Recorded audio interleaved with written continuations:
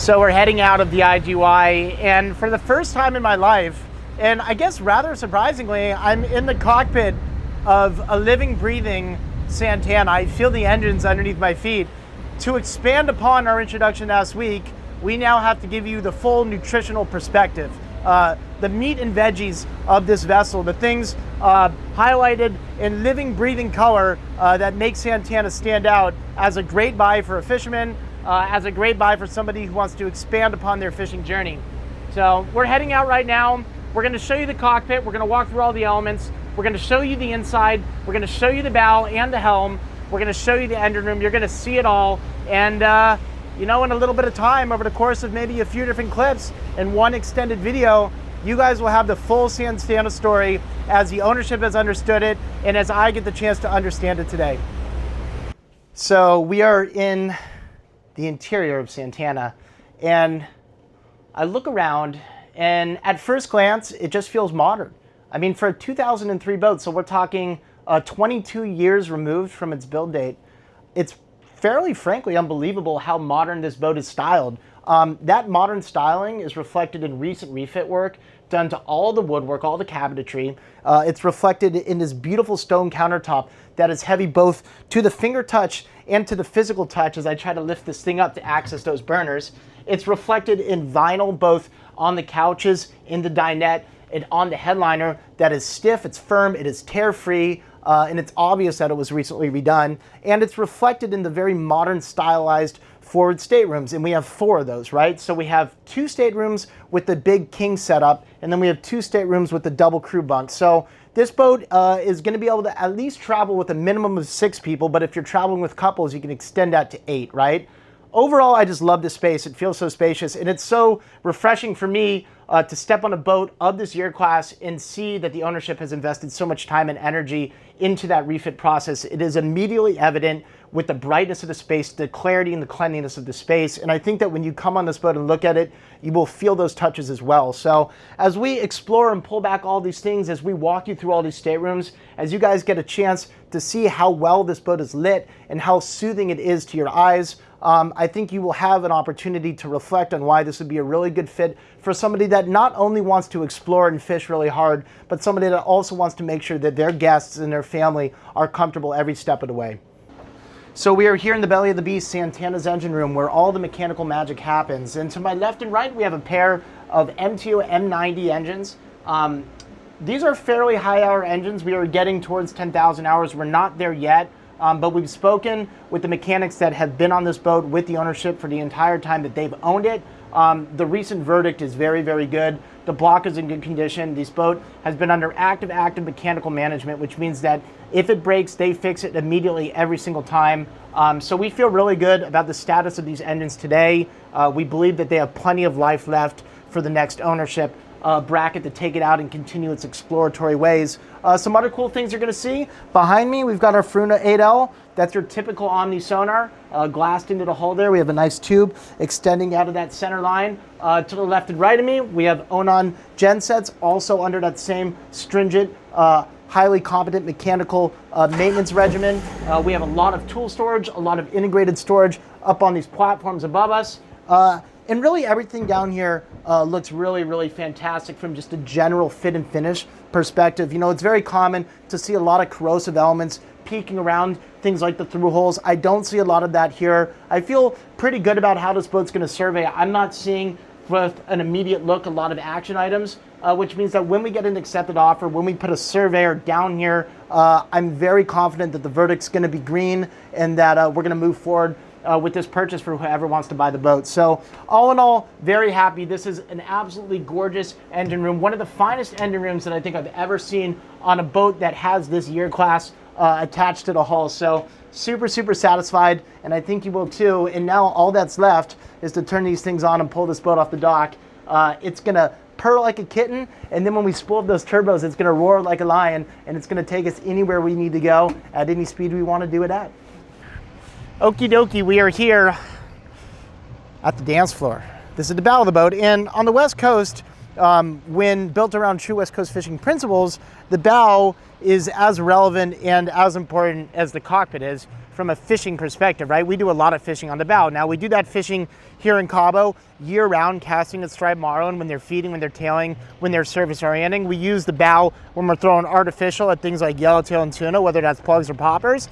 And we use the bow if we're drifting for tuna and we got a kite in the air and we want to levitate a bait out in some clean water. Now, true West Coast bow design principles incorporate a few different elements, okay? The first of which is the rail itself. So if we were to walk over to this rail, the first thing that you're immediately going to notice is that its height is quite a bit higher than your little stock, call it aesthetic bow rail. This is a functional bow rail, which means that it's going to be about waist high, maybe a little under, maybe a little over, depending on the size of the human who's standing up against it, right? This particular West Coast rail is stainless steel, and dare I say that in order to call it a true top tier West Coast variant, it's got to be stainless, because stainless lasts forever. It is as timeless as the hull that it's attached to. And this rail extends all the way forward with, might I add, very nice stanchion placement, which I think is actually an unsung element of the design process. It's very balanced. It extends all the way up to the pulpit. And the pulpit is essentially the location where the angler is going to actually engage with the fishing process from step one, right? So when you're going to come up here and you're going to cast at fish, you're going to pick a rod out of the rod holder here. You're going to walk right out to the edge of the pulpit, and you're going to lock yourself in right here at the toe kick, the little rail element right here that prevents your feet from sliding out underneath you. And then you're going to be able to do your typical underhand cast that's going to be good for like pitch and live bait, you know, at marlin, for example, or that extended overhand cast that's going to be aligned with more lure fishing principles, okay? So the pulpit here extends you out. You can notice that there's very little obstruction in the immediate pulpit area. We do have our windlass, which is nice because these guys do a lot of expedition fishing, which means that they do sit on the pit quite a bit.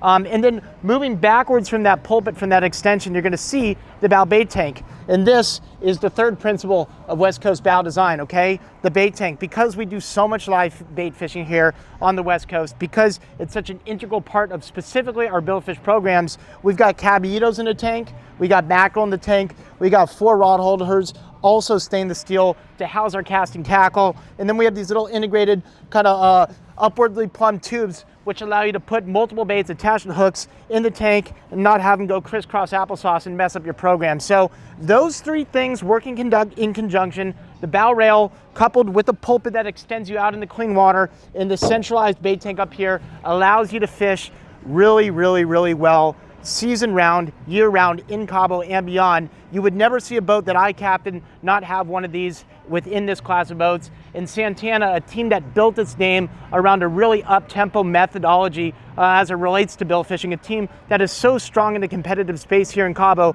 has done a really, really good job with their particular bow design. So when you guys come up here, you'll have a chance to walk the space with me, to dance throughout the space with me, and then you'll have a chance to dance the space with a rod in hand and catch anything you want to catch here in the beautiful Pacific Ocean. So I'm going to do my best to breeze through all the fishing systems in this cockpit, and there's a lot of them. It's pretty layered, but we're going to start in the center, and that's going to be the fighting chair. Great overall condition. All the clear looks great. We've got a non-skid pad up here, laser etched name into the non-skid footrest. The stainless looks immaculate. Overall, very, very nice. Now underneath the chair here, you see these?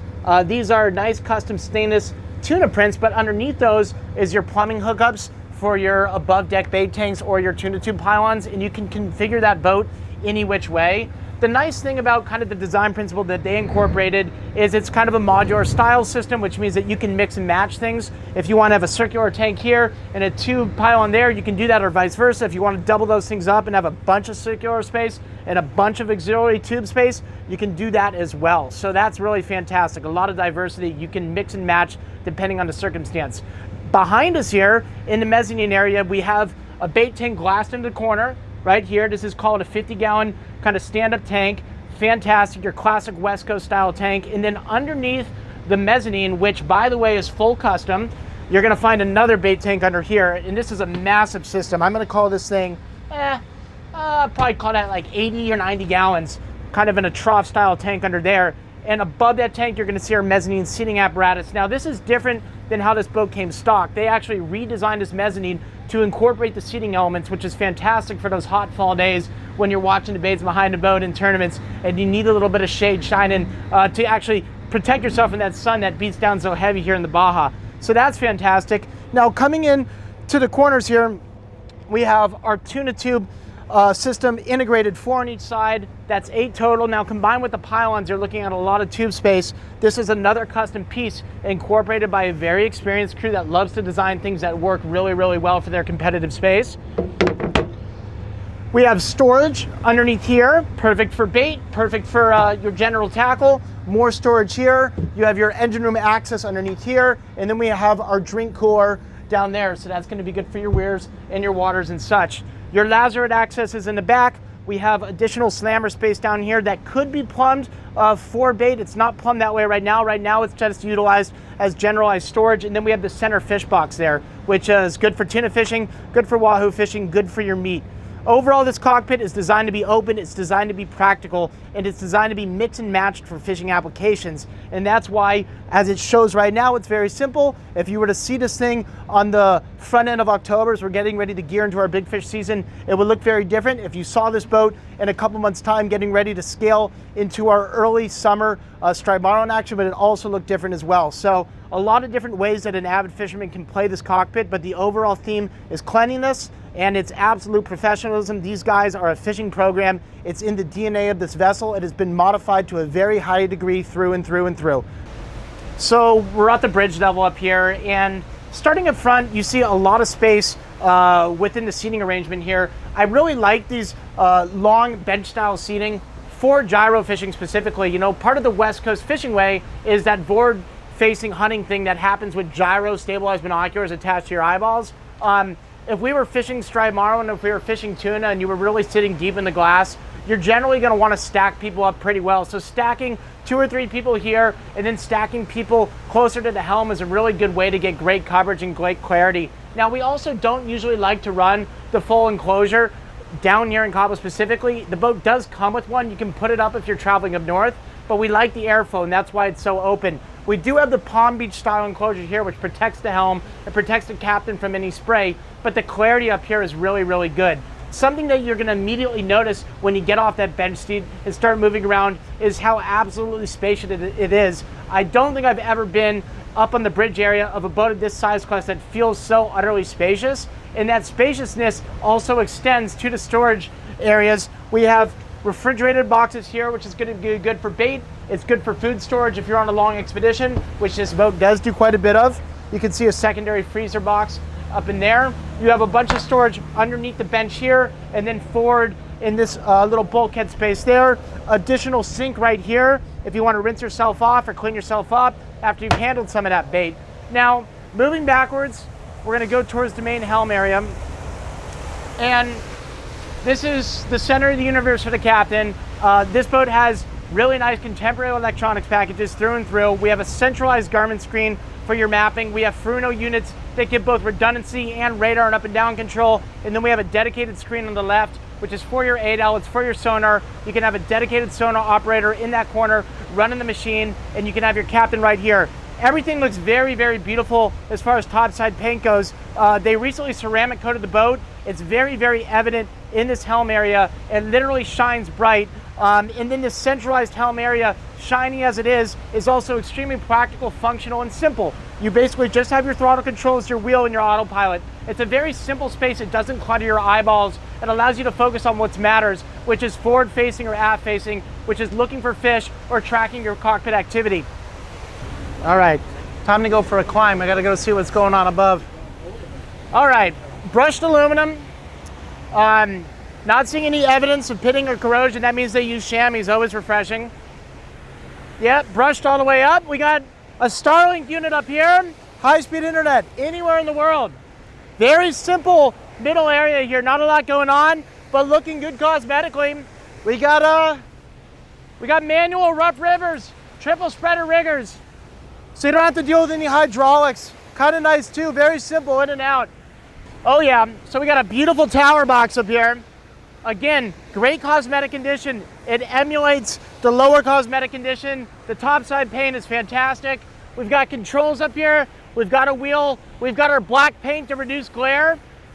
And we've got a Simrad autopilot and another Garmin screen. So this is your full-fledged, full-bore tower situation. So you got the walkthrough. We've pulled all the layers back. And what's the final piece of the puzzle? Well, it's the universe itself. Look where we're placed. Beautiful Cabo San Lucas, the IGY, the center of the sport fishing universe. I will reiterate it over and over and over again because it's absolutely true. Here in Baja, within the framework of West Coast sport fishing, everybody that has competitive aspirations, everybody that wants to come to a new place and compete for big money, or just come to a centralizing place where they can explore up and down and left and right, go into the Sea of Cortes, go up and down to Baja, shoot south to PV and beyond.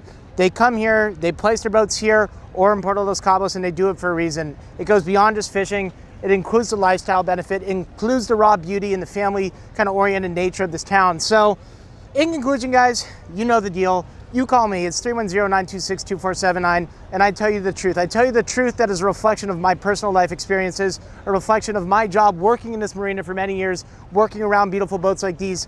I can tell you that it's kind of interesting to be out here aboard Santana. This is a program that I've competed against for many years. For the first time in history, in the history of my own personal experience, in the history of teams that I captain and manage, I am playing on the same team as Santana with a common goal in mind, and that common goal is finding a good home for this vessel. So thank you for joining us, guys. We'll see you guys soon, and we'll see you on the water.